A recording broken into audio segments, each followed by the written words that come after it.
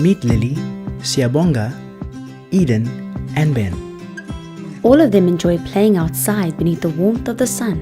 They come from different homes, but this is their favorite playground. Lily lives with her aunt and uncle. Siyabonga stays with his gran, Eden lives at a children's home. and Ben stays with his dad. Apart from their playground, they have one more thing in common. Each of them has been exposed to HIV, which means they are all at risk. Ben's dad has been living with HIV for the past 10 years.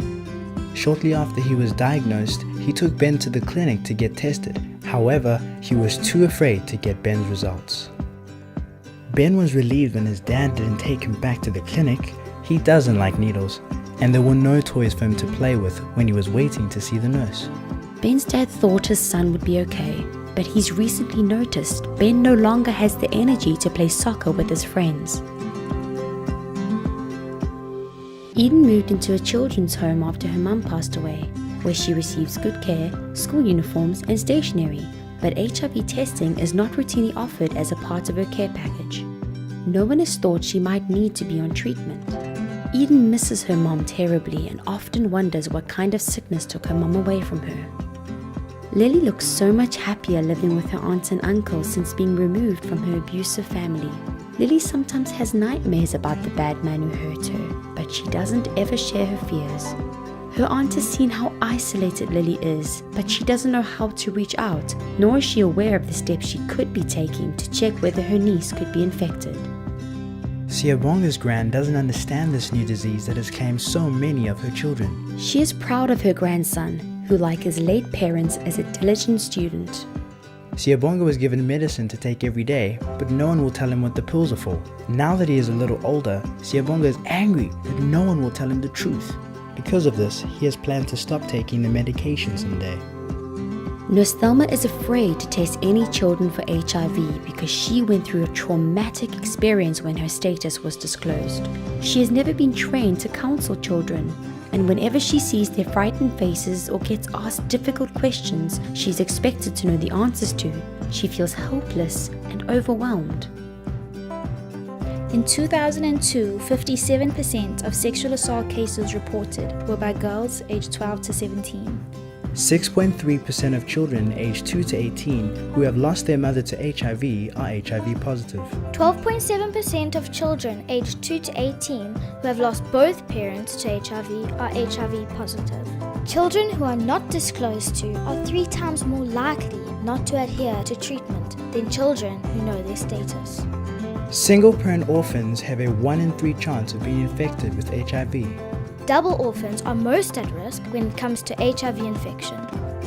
So we know all these vulnerable children are out there, but how do we narrow down our search among all the playgrounds, schools and homes to find them? And when we find them, how do we shape their stories to bring hope and life in an environment of fear and stigma?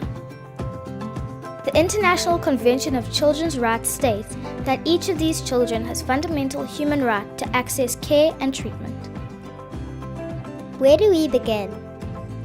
KidzAlive is a program developed to find and test children with undiagnosed HIV within communities and their clinics. Make sure they are put on treatment if they need it. Assist with disclosure and help them stay well. It is a program filled with vibrant characters, pertinent stories and fun activities for children. This is the process. KidzAlive made contact with Nurse Thelma and her colleagues. They received training, giving them skills as well as child-friendly tools to help them navigate the sensitive journey of testing, diagnosis, disclosure, and further treatment for the child. They were taught how to speak to children in the language that they understand in a non-threatening environment, ensuring that the child's rights are constantly protected. Nurse Thelma contacted caregivers who had untested and untreated children. Word got out that a community support group had been put in place for families of children before and after testing. After a few sessions, Siyabonga's gran finally understood this disease, and she knew there was no reason why her grandson wouldn't be able to live a long and healthy life, one day fulfilling his dream of becoming a doctor, fully aware and living positively with his disease. Ben's dad was relieved to find other single parents struggling with the same fears of discrimination. and felt hopeful for the first time since his wife passed away. Lily's aunt discovered there were measures they could still take to find out whether or not her niece had been infected. The community clinic was given material to brighten up the areas where children are seen, counseled, and treated.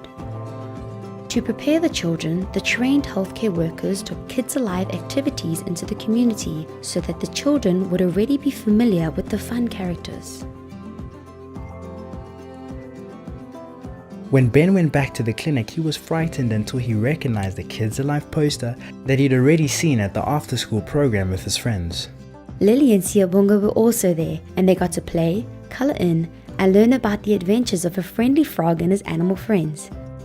Eden lives too far from the clinic, so she was delighted when the KidzAlive team visited the children's home with all their colorful books and stories. Now she could tell her friend Ben that Nurse Thelma also taught her how to be healthy, happy, and strong. Since KidzAlive has been introduced into clinics and communities, there's been an increase in primary caregiver willingness to bring children in for testing, decrease in their fear and anxiety, Increase in access to child-friendly facilities, skilled healthcare workers who have confidence to provide age-appropriate, child-centered testing and disclosure support. Now all children who are at risk have the opportunity to access treatment and care. parents and caregivers now have support, answers to their questions, and child-friendly language to use when explaining things to their children. and like Ben, Lily, Eden, and Siyabonga, Our valuable children can now be assured that the world they're living in has the greatest potential to be a place where hope resides. life endures. and dreams are fulfilled.